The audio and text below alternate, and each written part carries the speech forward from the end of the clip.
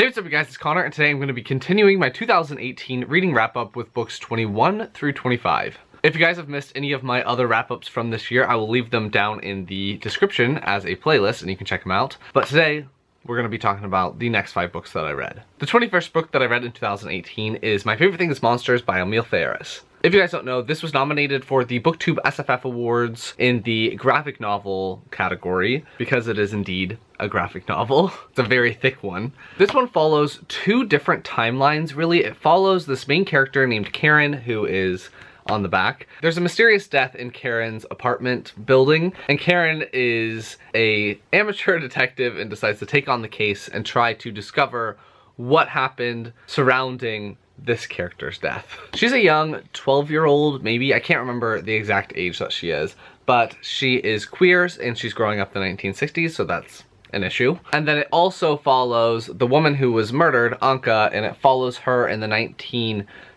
and 40s as she's growing up in a very tumultuous Germany. Anka is Jewish, so it's going to follow her as she's growing up in a Nazi Germany and having to deal with all of those terrible things. I really enjoyed the diversity in this book. The main character, Karen, is half Mexican, I believe, and she's Jewish as well, and Anka is obviously Jewish. And there are some other characters as well, like Karen's brother is having to deal with a lot of racism, and there's another character that's in her class that's gay, and he has to deal with people being rude about that. Yes, I really enjoyed the diversity included in this historical setting. I really enjoyed the artwork that's in this. It's very sketchy. It has like little lines, like all of this. Let's see if it'll focus. All of the artwork is all these just like teeny lines of different colors. And sometimes they are full color like on this one, and sometimes they're black and white like this page. And so I just thought the artwork was incredible, and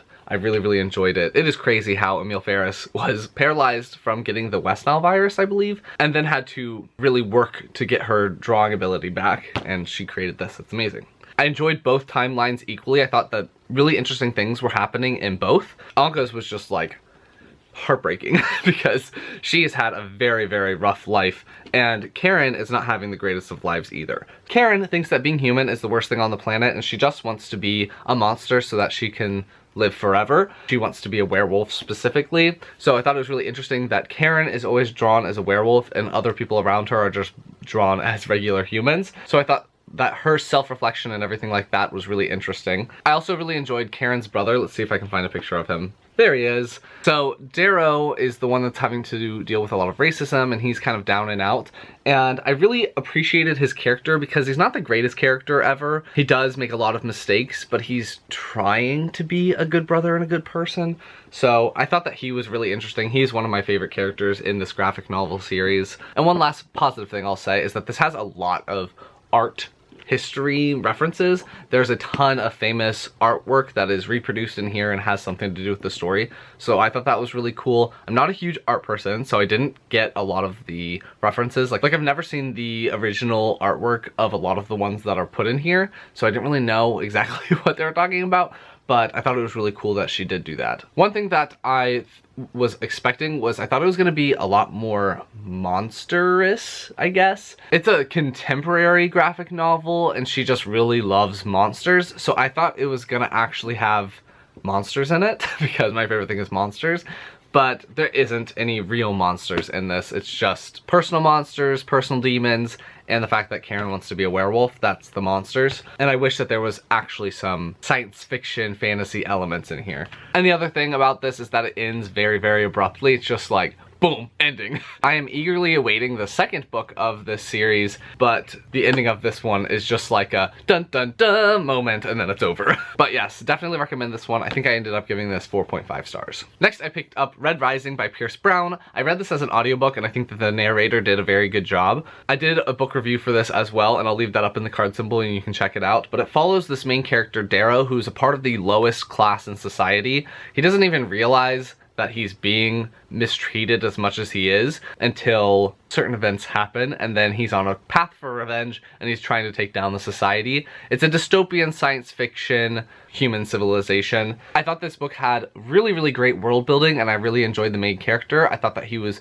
fully fleshed out and believable, and I really enjoyed all the side characters as well, and I just want to learn more and more about them. I thought the plot was very fast-paced and engrossing, and I definitely recommend it. It was just a little slow to get into. I thought that the training session slash Hunger Games like environment went on just a little bit too long, and I started to get a little bit bored of it, but I did really enjoy this. I gave it 4 stars. If you want to know more specific thoughts, check out that review. But yes, 4 stars. I then picked up White Sand Volume 2 by Brandon Sanderson, Rick Hoskin, and Julius Gopez. This series follows a boy named Kenton who's living on this planet called Taldane, I believe. And on this planet there are 2 different sides of the planet. There's the day side and the dark side. The day side has sun all the time, and dark side has no sun ever. Kenton is from Dayside, and on Taldane, the magic system that they have is that they're able to control threads of sand.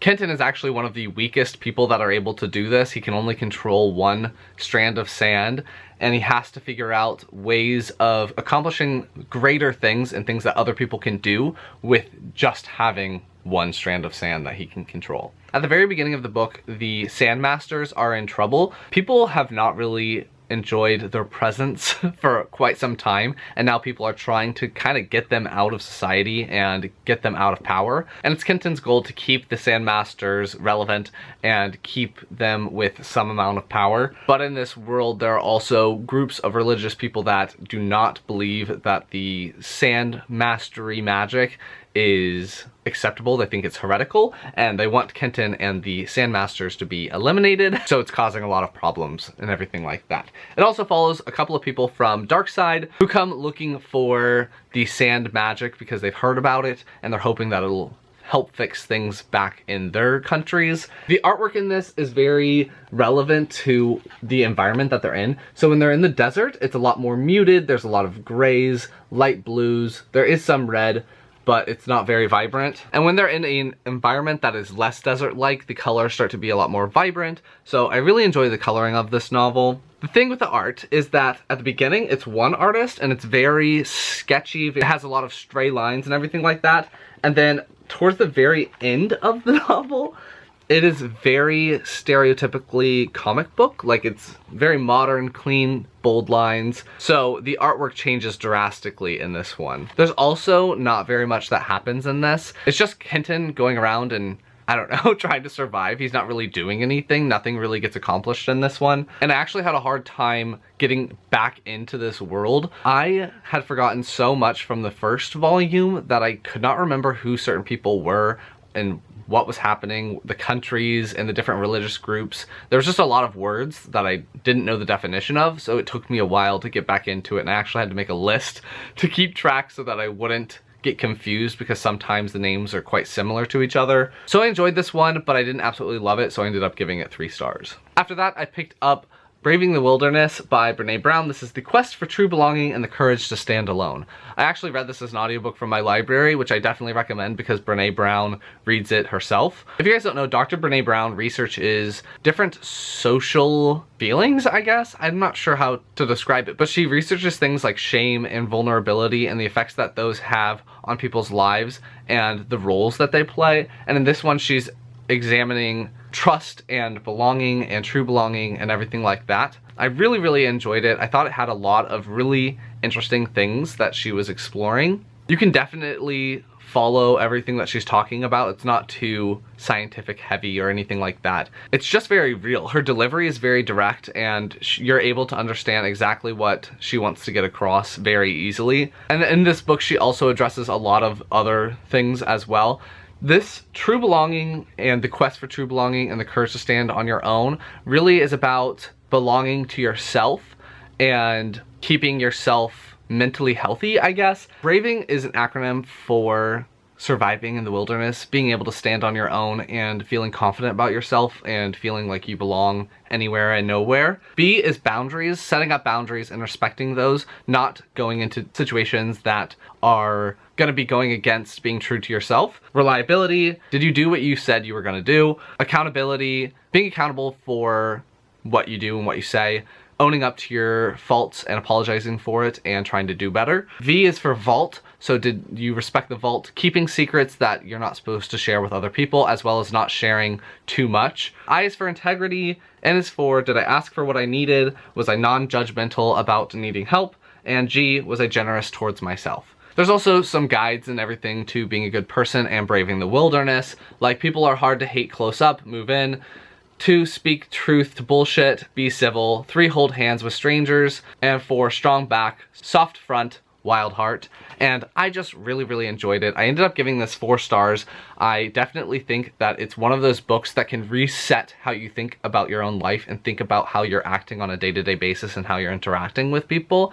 It's a lot of being in the moment and investing yourself in every moment of your life. The only thing is that I haven't read any of her other books, and she does reference certain things in those other books, so I feel like I'm missing out on a lot of stuff, so I'm gonna go back and read those as well. She also talks about a ton of other books that you can go to learn about more. Like, one of the books that she mentions that I'm really interested in reading is The Big Sort. Can't remember who it's by, but it's about how people are so keen to sort themselves into certain groups and to surround themselves with people that are like them, but it actually creates more loneliness when that happens. And I thought that that was really interesting, and she explores that topic some. So I definitely enjoyed it, definitely recommend it, and yeah, 4 stars. And the 25th book that I read in 2018 is Oathbreaker by Michelle Paver. This is the 5th book in the Chronicles of Ancient Darkness series. Yes. This series is set in a Scandinavian-ish ancient time period where there are different clans of native people. The main character, Torak, is an orphan because his dad dies at the beginning of the first book. He is able to communicate with a wolf pup, and it follows Torak with his wolf as he is navigating all of these traps that are laid by evil people within this world, and he's trying to protect the people that he loves and defeat the evil people. It's just a very fun middle grade series with some magic and some adventure and a lot of native influences. I read this as an audiobook, and I did not know that the narrator of this book is Ian McKellen, so that was fantastic. It was like Magneto and Gandalf telling me a story. I've been really enjoying this series. The amount of research that Michelle Paver does into these novels before she starts them is incredible. Her coming up with these different clans and having all of these different native traditions and everything like that was really well done. She doesn't pull from any specific group, she just pulls from a lot of different native groups around the globe. In this one, Torak acts unintelligently and gets himself into a bad situation where he's hunting down someone for revenge. I really enjoyed it. I can't really talk about it all that much because it is the 5th book in a series, but I ended up giving this book 4 stars. I think that it continues to be just as fun as the first book, and I'm really looking forward to seeing how the series ends in the 6th one, so I'll let you guys know how the series is as a whole when I do read that one. So those are the next 5 things that I read in 2018. If you liked it, please give it a big thumbs up and comment down below what you guys have been reading recently. Is there anything that you would recommend to me? Anything else you want me to know? Leave it down below, and I will talk to you guys next time.